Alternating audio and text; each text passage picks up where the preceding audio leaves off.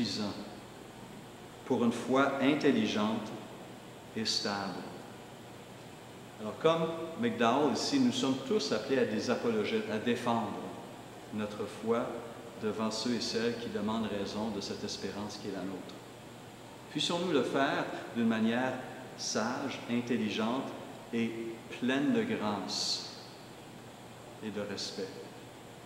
Et que le Seigneur puisse bénir profondément ce contact qu'il nous permet d'avoir avec nos prochains, pour leur salut et pour la gloire de notre Seigneur.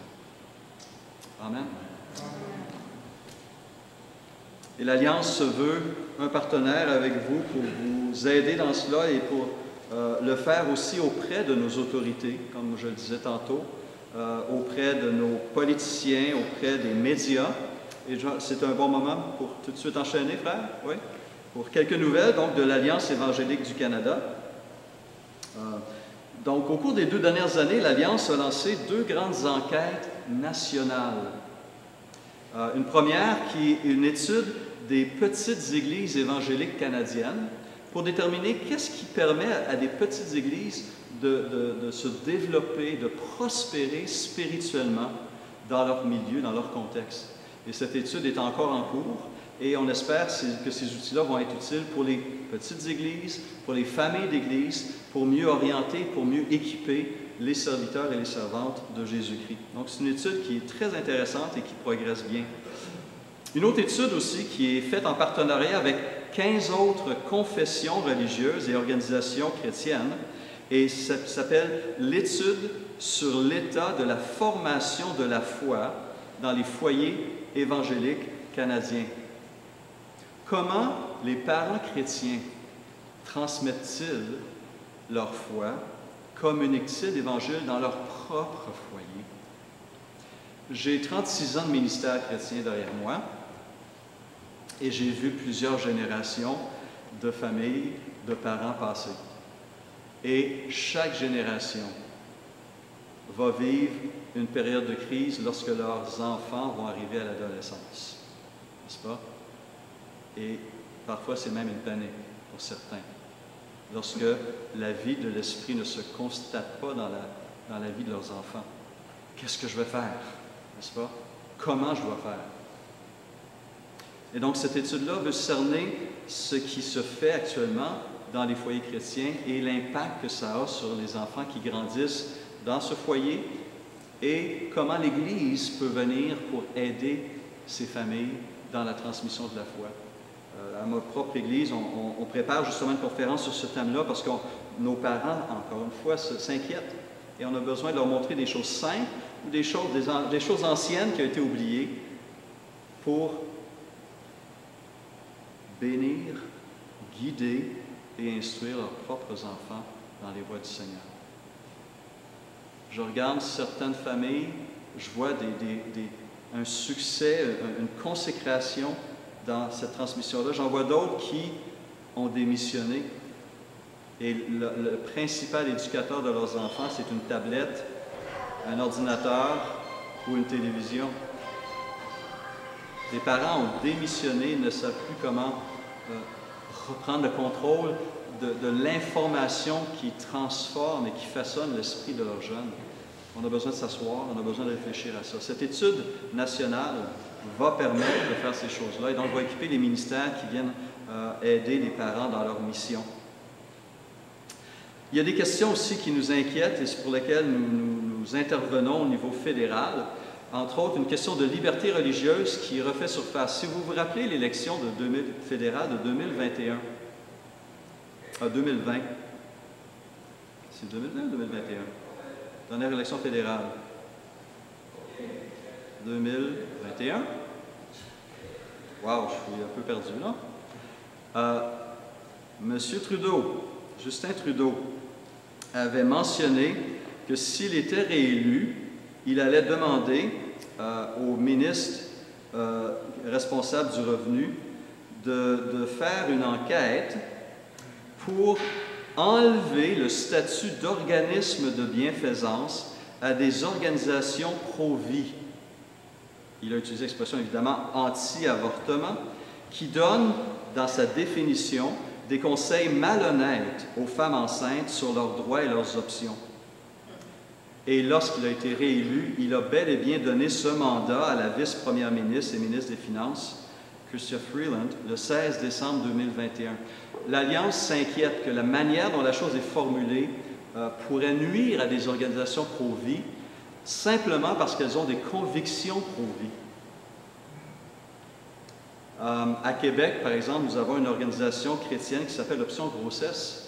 Et avec tout ce qui s'est passé aux États-Unis au mois de juin, n'est-ce pas, le 24 juin, la Cour suprême qui a renversé Roe versus Wade, n'est-ce pas? Il y a toute une réaction du mouvement pro-avortement pour défendre le droit à l'avortement. Et le gouvernement fédéral va dans cette direction-là. Et donc, on craint d'être ciblé, que les organisations pro-vie soient ciblées simplement à cause de ça. Le ministère dont je vous parle à Québec a subi pendant une semaine une attaque en règle, organisée, systématique, sur ses réseaux sociaux, sur son site web, tout faire pour discréditer cette organisation-là. Ils étaient à un cheveu de dire, bien, on plie bagage, on ferme boutique, parce qu'il n'y a plus d'avenir. Parce que ces critiques sur le site web apparaissent, si quelqu'un fait des recherches, c'est des critiques négatives. C'était vraiment concerté, là. Des gens qui disaient les mêmes choses dans les critiques, et c'était vraiment affreux.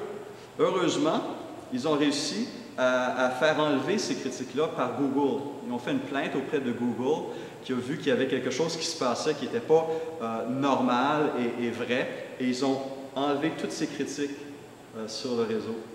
Merci Seigneur. Et le ministère peut se poursuivre. Mais la tension, et ils ont été ébranlés par ça. Mais là, voici que le gouvernement fédéral veut nous enlever, remettre en question, simplement à cause de nos valeurs. On sait que le gouvernement Trudeau, avec les camps d'été, a déjà tenté d'avoir un test de valeur pour déterminer s'il allait donner des subventions à des camps d'été. Si vous vous rappelez ce programme, il y a quelques années, qui avait été contesté.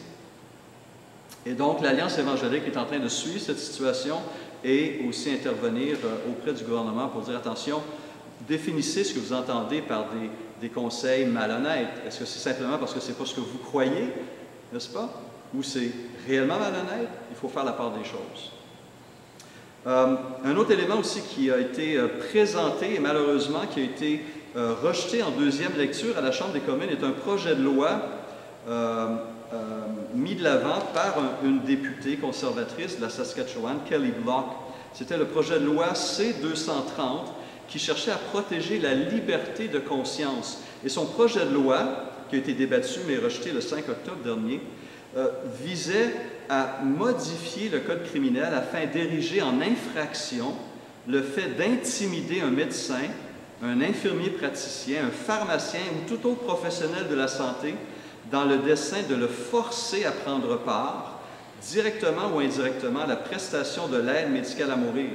Donc, on voulait protéger des médecins qui, par conscience, refusaient de dire, bien, voici comment tu peux accéder à ces services-là, de ne pas forcer la main. Et dans l'autre sens aussi, on voulait rendre illégal un employeur qui voudrait congédier ou refuser d'employer un médecin, un infirmier, un pharmacien ou tout autre professionnel qui était opposé à l'aide médicale à mourir.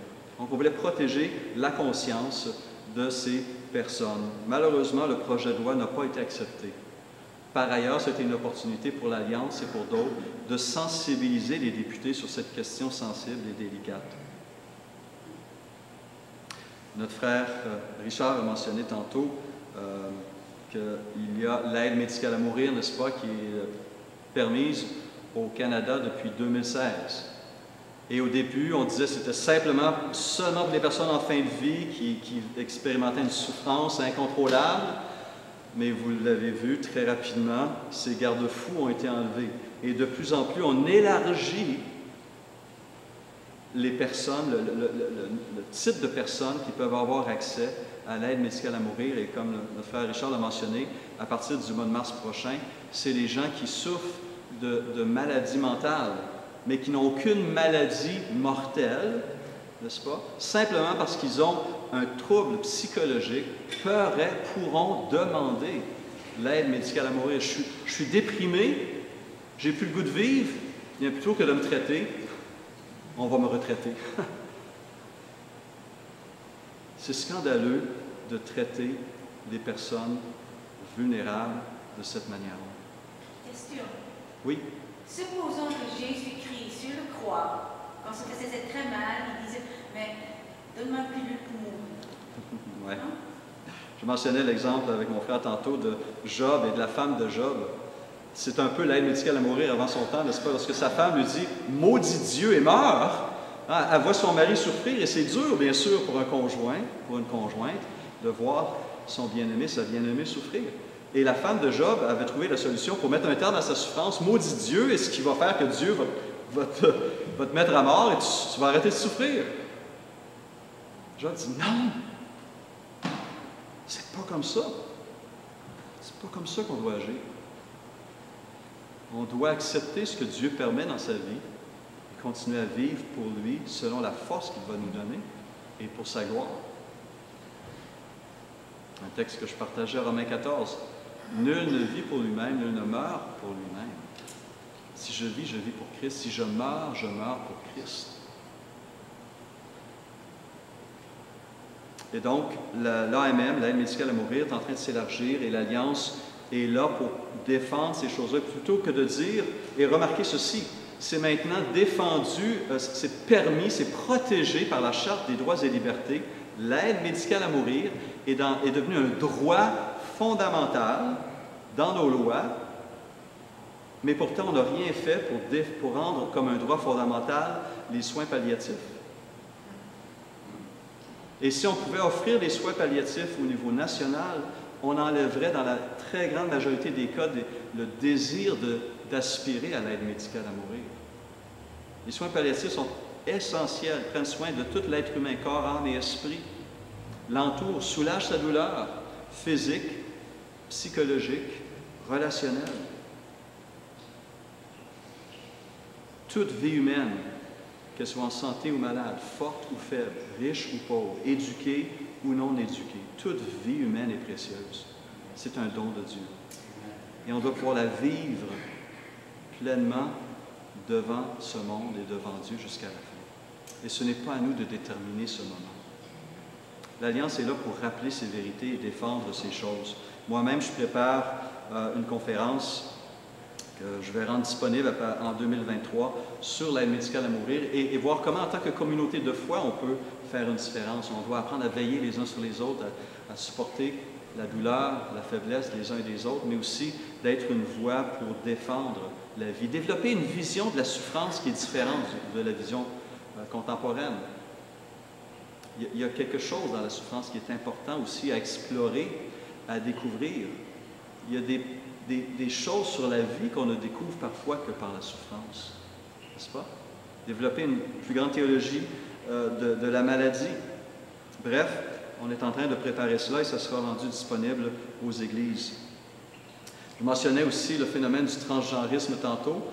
J'ai développé une conférence de 3 heures que j'ai donnée à 2 associations d'églises, 2 regroupements d'églises au Québec. Et dans quelques jours, la semaine prochaine, vendredi prochain, je vais l'offrir à un rassemblement de pasteurs des Assemblées des Frères. J'ai donné à un réseau d'églises aussi une perspective chrétienne sur le transgenrisme. Les parents sont réellement confus. Vous l'êtes et je le suis, je l'étais. C'est pourquoi j'ai commencé à essayer de comprendre ce phénomène-là depuis 3 ans. Et j'ai lu, j'ai parlé, j'ai questionné, j'ai recherché. Et donc, on veut aider les chrétiens à penser bibliquement sur ce phénomène-là et apporter des réponses. Est-ce que c'est vrai que je peux déterminer mon sexe? Voyons donc. On rit, mais parler aux gens là, qui se promènent dehors, hein? C'est la confusion la plus totale. Il y a un reporter américain, un homme qui a fait un documentaire, je pense qu'il est chrétien. Essentiellement, il va dans la rue et il pose la question à des jeunes, à des vieux. Il dit, c'est quoi une femme? Question aussi simple que ça. Hein? C'est quoi une femme? Décris-moi qu'est-ce qui fait qu'une personne est une femme. Et avec tout le langage contemporain, les gens là essaient par tous les moyens de ne rien dire qui serait logique et fondamental. On est rendu qu'on a de la misère à définir ce qu'est une femme ou un homme. Et donc, si moi, je me tiens devant ces gens-là, puis je leur dis, je me sens femme aujourd'hui, les gens vont dire, ben, c'est correct, c'est ton choix. Ah, OK. Je me sens une femme noire aujourd'hui. Ah, OK, c'est correct, c'est ton choix. Je me sens une femme noire de 17 ans, de 6 pieds 12. Et où est-ce qu'on est rendu comme société pour court-circuiter notre raisonnement fondamental sur ces choses-là? Mais surtout, qu'est-ce qu'on dit? Comment on équipe les parents qui sont confrontés à un enfant qui revient de l'école et qui apprennent que le petit garçon maintenant a été dans les toilettes des filles, parce que c'est plus un petit garçon, du moins pas aujourd'hui, demain on verra, et qu'on présente des modèles extrêmement confus sur l'identité humaine. Donc l'Alliance cherche à aider à équiper les églises, les pasteurs et les familles pour pouvoir développer une vision claire de ces choses. Développer des convictions qui sont fondées sur la parole et continuer à soutenir l'Église de Jésus-Christ pour pouvoir apporter des arguments qui sont rationnellement solides, tout en étant bibliquement fidèles aussi. Donc, en tant que membre de l'Alliance, vous partagez dans ces choses-là, vous soutenez ces choses-là, et je vous en remercie. Une dernière nouvelle, et voir si vous avez d'autres questions avant de conclure, mais une dernière nouvelle, l'Alliance va connaître une transition majeure à partir du mois de mars. Au cours des 30 dernières années, nous avons un serviteur de Dieu, Bruce Clemenger, qui a été, en fait, pendant 20 ans, il travaille pour l'Alliance depuis 30 ans, mais depuis 20 ans, il est le président-directeur général de l'Alliance évangélique du Canada. Il a été tout près de la mort l'année passée parce qu'il a attrapé la COVID et il était à un cheveu de mourir. Le Seigneur a eu pitié de lui et de sa famille et de l'Alliance évangélique du Canada. Il s'en est remis. Mais après 30 ans de ministère, il a préparé la relève et il est prêt à passer le flambeau à son vice-président, son bras droit, qui s'appelle David Guretzky. Et donc, David va prendre la relève à partir du mois de mars en tant que président-directeur général de l'Alliance. Il est mon patron, en quelque sorte, et c'est un homme de Dieu, un homme de grand cœur, un homme de grand intellect aussi, donc une belle combinaison pour prendre la suite de ce ministère-là. Alors, je vous invite à garder le leadership aussi de l'Alliance évangélique et cette période de transition dans vos prières, de nous élever au Seigneur pour qu'on puisse continuer à briller pour Christ là où il nous place et avoir cette possibilité de défendre nos convictions avec douceur et respect devant quiconque demande raison de l'espérance qui est en nous. Des questions? Des commentaires? Oui? Situation difficile, très, très difficile. Oh, d'accord. Ça sert à quoi de se trouver à la